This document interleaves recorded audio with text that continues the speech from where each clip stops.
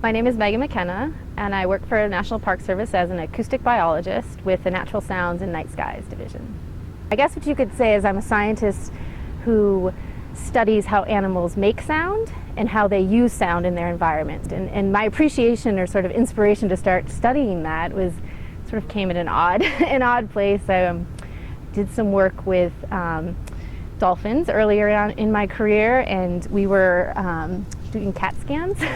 on their heads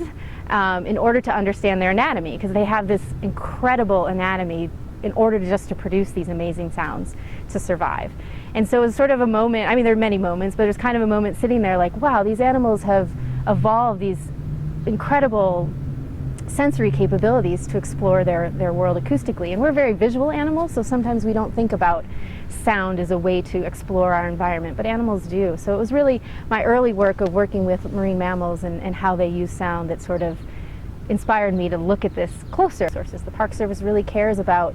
not only what people hear, but what wildlife experience in terms of the sounds that are in the environment. And so this was a great opportunity for me to not only expand my scientific knowledge in Park Service settings to protect these resources and also learn about other animals, but also an opportunity to communicate that to the public, to policymakers. So for me, it was a wonderful opportunity where I could not only expand the scientific background I had and do it in the magical places, but also the Park Service is about communicating to the public and has that interaction. I would say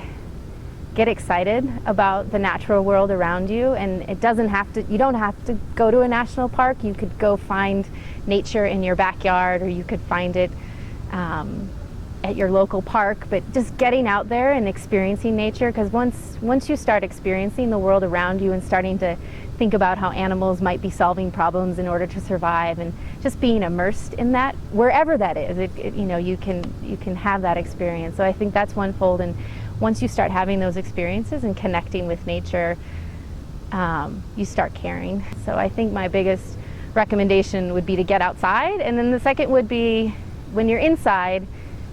to really want to learn, to have that curiosity, to, even if it seems silly what you're trying to learn, find the excitement in it, because if you want to be a scientist, you have to love math, and you have to love working on the computer as much as you do love being outside.